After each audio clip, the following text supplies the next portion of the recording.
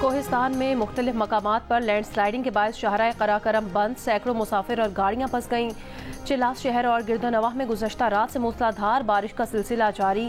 Babusar top, Naga پربت، دیگر پہاڑوں پر وقفے سے برف باری۔ آزاد کشمیر کے دارالحکومت مظفر آباد میں بھی موسلا دھار بارش۔ دریائے جہلم اور نیلم کے بہاؤ میں مسلسل اضافہ، پانی فلڈ لیول سے اوپر ہونے لگا۔ حکام کی عوام کو دریاؤں اور ندی نالوں سے دور رہنے کی ہدایت۔ آئی ایم ایف کے ایگزیکٹو بورڈ کا اجلاس آج ہوگا۔ اجلاس میں پاکستان کے لیے سٹینڈ بائی ارینجمنٹ کے تحت $1.1 ارب کی حتمی قسط کا فیصلہ ہوگا۔ وزیر اعظم شہباز شریف کی سعودی دارالحکومت میں M D I M F Kristalina Georgieva سے ملاقات۔ پاکستان کے آئی ایم ایف کے ایک اور پروگرام میں داخل ہونے پر بھی تبادلہ خیال۔ وزیر اعظم نے کہا مالیاتی ٹیم کو اصلاحات اور سخت مالیاتی نظم و ضبط یقینی بنانے کی ہدایت کی ہے۔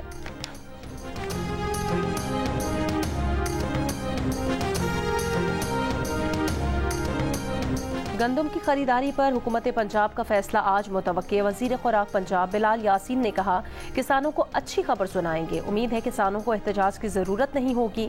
کسانوں نے کوئی فیصلہ نہ ہونے کی صورت میں آج احتجاج کی کال دی ہے۔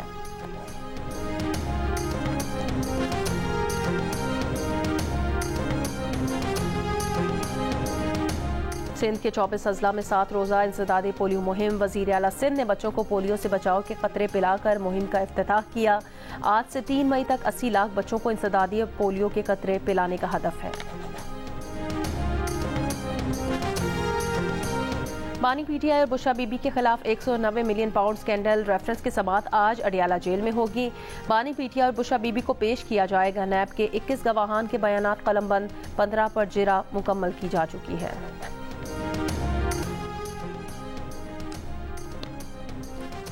سی ای او سسٹمز لمیٹڈ آصف پیر نے کہا کہ اب معیشت سرحدوں سے ماورا ہو چکی ہے۔ پاکستان سے ٹیلنٹ کے باہر جانے کا سلسلہ روکنا ہوگا۔ ہائی اسکلڈ لیبر کے باہر جانے سے برآمدی ویلیو ایڈیشن کم ہو جاتی ہے۔ اچھی تعلیم اور یونیورسٹیز پر توجہ نہیں دی ہے۔ سی ای او ٹاپ لائن سیکیورٹیز محمد سہیل نے کہا ہماری صنعتیں صرف وہی ٹیکس پورا دیتی ہیں جو ایٹ سورس کٹ جاتا ہے۔ ٹیکسیشن سے استثنا ختم کرنا ہوگا۔ کرنسی کی قیمت گرنے سے پاکستان کی ایکسپورٹ کبھی نہیں بڑھی۔ ڈمس کے معاشی ماہر پروفیسر علی حسنین نے کہا کہ ہنگامی اقدامات کرنے سے برآمدات نہیں بڑھ سکتی۔ 2013 سے 2017 تک ڈالر کی قدر روکنے کی بجائے بتدریج بڑھانی چاہیے تھی۔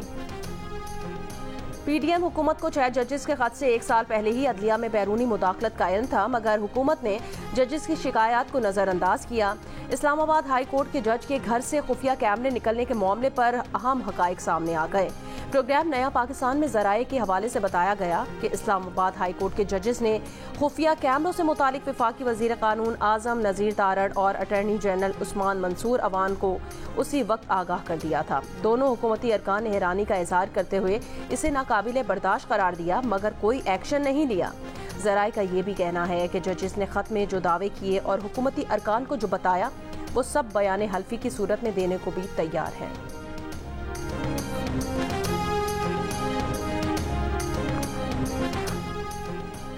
ترجمان اسلام آباد ہائی کورٹ نے کہا کہ جسٹس بابر ستار کے خلاف سوشل میڈیا پر ایک مذموم اور جھوٹی مہم چلائی جا رہی ہے۔ جسٹس بابر ستار نے کبھی پاکستان کے علاوہ کسی ملک کی شہریت نہیں رکھی۔ ان کے گرین کارڈ کی تصاویر کو غلط طور پر پیش کیا جا رہا ہے۔ خفیہ معلومات کو سوشل میڈیا پر بار بار پوسٹ کیا گیا۔ پوسٹ میں معزز جج، ان کی اہلیہ اور بچوں کی سفری دستاویزات بھی شامل ہیں۔ اسلام آباد ہائی کورٹ اعلامیے میں کہا گیا کہ جسٹس بابر ستار کی اہلیہ، بچوں کی سفری دستاویزات، نجی معلومات بے بنیاد الزامات کے ساتھ پھیلائی جا رہی ہیں۔ جسٹس بابر ستار نے بیرون ملک تعلیم حاصل کی، بیرون ملک کام کیا۔ امریکہ میں غیر معمولی صلاحیتوں کے اظہار پر سکونت کے لیے گرین کارڈ دیا گیا۔ جسٹس بابر ستار 2005 میں امریکہ سے پاکستان آئے اور تب سے پاکستان میں ہی کام کیا اور یہیں مقیم ہیں۔ جسٹس بابر ستار نے اپنی تقرری پر چیف جسٹس اسلام آباد ہائی کورٹ کو اپنے گرین کارڈ سے متعلق آگاہ کر دیا تھا۔ جسٹس بابر ستار کی اہلیہ، بچے پاکستان اور امریکہ کی دوہری شہریت رکھتے ہیں۔ 2021 تک امریکہ میں مقیم رہے۔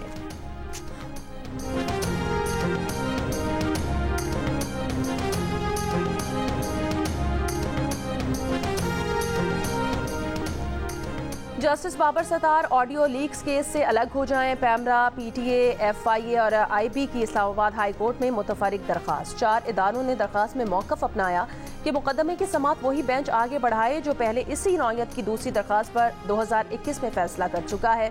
آڈیو لیک کیس آج سماعت کے لیے مقرر ہے۔ بشرا بی بی نے اپنے وکیل سردار لطیف کھوسہ ایڈوکیٹ کے ساتھ لیک ہونے والی آڈیو کو چیلنج کر رکھا ہے، جبکہ سابق چیف جسٹس ثاقب نثار کے صاحبزادے نجم الثاقب نے آڈیو لیک پر بننے والی پارلیمانی کمیٹی میں طلبی کا نوٹیفیکیشن چیلنج کر رکھا ہے۔ جسٹس بابر ستار دونوں درخواستوں کو یکجا کر کے سماعت کر رہے ہیں۔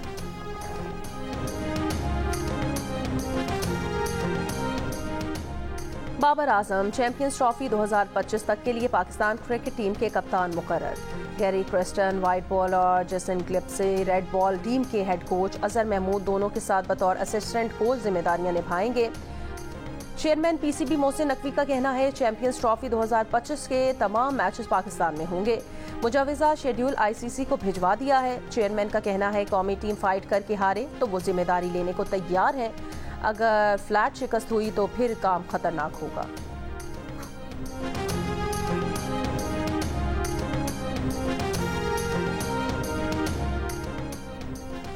چیئرمین سینٹ یوسف رضا گیلانی نے کہا کہ انہوں نے 58(2)B کا خاتمہ کیا، تب ہی کہا تھا اب اس چیک کا اطلاق اسٹیبلشمنٹ نہیں جوڈیشری کرے گی۔ اس چیک کا اطلاق جوڈیشری نے کیا، مجھے گھر بھیج دیا گیا اور پھر نواز شریف بھی گئے۔ آسما جہانگیر کانفرنس کے اختتامی سیشن میں خطاب میں کہا، ہمارے تمام مسائل کا حل جمہوریت کے ذریعے ہو سکتا ہے۔ نوشہرہ میں خیر آباد کے مقام پر بہن بھائی نے دریائے سندھ میں چھلانگ لگا دی، خاتون کو ملاحوں نے زندہ بچا لیا، بھائی کی تلاش جاری۔ ڈی پی او کے مطابق دونوں نے والدہ کی دوسری شادی اور گھریلو جھگڑوں سے تنگ آ کر چھلانگ لگائی۔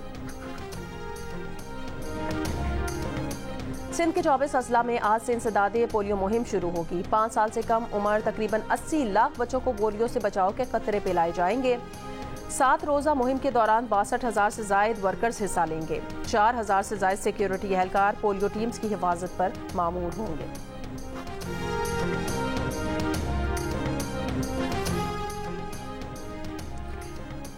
پاک فوج نے سوابی میں کیپٹن کرنل شیر خان شہید نشان حیدر کے مزار کی تعمیر نو اور تزئین و آرائش مکمل کر لی۔ تعمیر نو اور تزئین و آرائش کا کام 4 ماہ میں مکمل ہوا۔ Corps commander Peshawar lieutenant general Hassan Azhar Hayat نے مزار کا افتتاح کیا اور مزار پر پھول رکھے۔ کور کمانڈر پشاور نے شہید کے اہل خانہ سے ملاقات کی، فاتح خوانی بھی کی گئی۔ غزہ میں رات کی تاریکی میں اسرائیل کے رفح اور غزہ سٹی میں بمباری، 5 گھروں اور بے گھر افراد کی رہائش گاہوں کو نشانہ بنایا گیا، 22 افراد شہید، متعدد زخمی۔ 24 گھنٹوں میں 66 سے زائد فلسطینی قتل کر دیے گئے۔ قطر اور مصر کی ثالثی میں غزہ جنگ بندی کی کوششیں جاری۔ حماس کا وفد آج قاہرہ میں ثالث کاروں کو اسرائیل کی جنگ بندی تجاویز پر اپنے جواب سے آگاہ کرے گا۔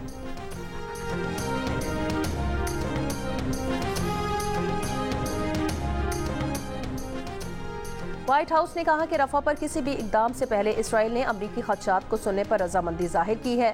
وائٹ ہاؤس کے نیشنل سیکیورٹی ترجمان جان کربی نے کہا کہ مناسب منصوبہ بندی کے بغیر اسرائیل کے رفح آپریشن کی حمایت نہیں کر سکتے۔ جب تک ہمارے خدشات دور نہیں ہو جاتے، اسرائیل نے رفح آپریشن نہ کرنے کا یقین دلایا ہے۔ امریکی وزیر خارجہ رفح آپریشن سے متعلق اسرائیلی حکام سے ملاقات کریں گے۔ غزہ میں عارضی جنگ بندی وزیر خارجہ اینٹونی بلنکن کا ٹاپ ایجنڈا ہے، کم از کم 6 ہفتے کی جنگ بندی چاہتے ہیں۔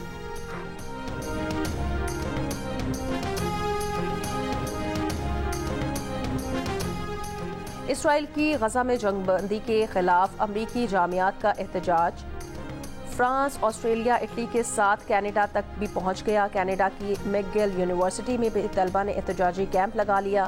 امریکی جامعات میں فلسطینیوں کی حمایت میں احتجاج جاری۔ ایلینوائے، بوسٹن، ایریزونا اور دیگر جامعات میں مظاہرین کے خلاف کریک ڈاؤن میں مزید 200 افراد کو گرفتار کر لیا گیا۔ 18 اپریل سے اب تک امریکی جامعات سے 700 سے زائد مظاہرین گرفتار کیے گئے ہیں۔ آسٹریلیا کی سڈنی یونیورسٹی میں بھی 23 اپریل سے احتجاجی کیمپ قائم ہے۔ طلبہ کے احتجاج پر غزہ کے بے گھر فلسطینیوں نے امریکی طلبہ سے اظہار تشکر کیا، اپنے خیموں پر شکریہ امریکی جامعات کے الفاظ لکھ دیے۔ اسرائیل کی غزہ میں جنگ کے خلاف احتجاج جاری ہے۔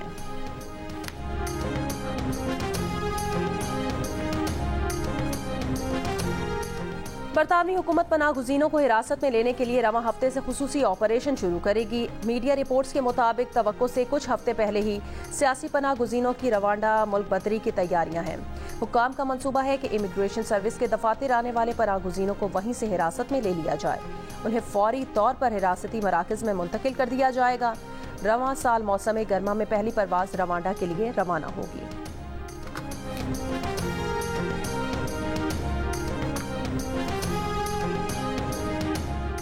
سعودی دارالحکومت ریاض میں خطاطی کی نمائش کا اہتمام۔ پاکستان سمیت کئی ممالک کی خواتین آرٹسٹ کی تخلیق کردہ قرآنی آیات کی کیلیگرافی سے مزین فن پاروں کی نمائش۔ دوسرے ویمن ٹی20 میچ میں ویسٹ انڈیز نے پاکستان کو 7 وکٹوں سے ہرا دیا۔ مہمان ٹیم نے 122 رنز کا ہدف 10 گیندوں پہلے 3 وکٹوں پر حاصل کر لیا۔ منیبا علی کی 50 رائے گاں ہیلی میتھیوز کے 58 رنز کام کر گئے۔ 5 میچز کی سیریز میں ویسٹ انڈیز کی برتری 2-0 ہو گئی۔ جیو سپر سیریز کے تمام میچز براہ راست نشر کر رہا ہے۔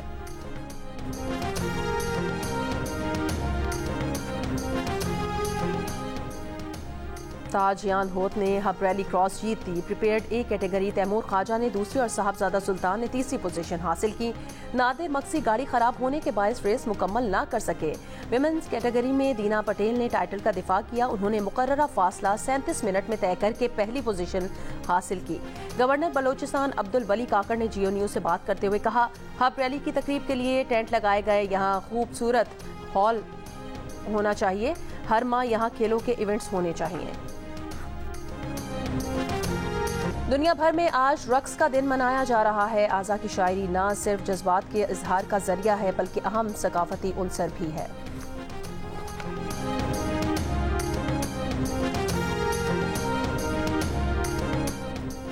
دل کا رشتہ ایپ نے برطانیہ میں بھی شہریوں کے دل جیت لیے۔ برطانیہ میں لانچنگ کے بعد دل کا رشتہ ایپ کی عالمی پذیرائی، 3000 انٹرنیشنل پروفائلز کا اضافہ ہو گیا۔ اور اسٹیٹ بینک کی مانیٹری پالیسی کمیٹی کا اجلاس آج ہوگا۔ مانیٹری پالیسی کمیٹی شرح سود کا تعین کرے گی۔ اس وقت پالیسی ریٹ 22% ہے۔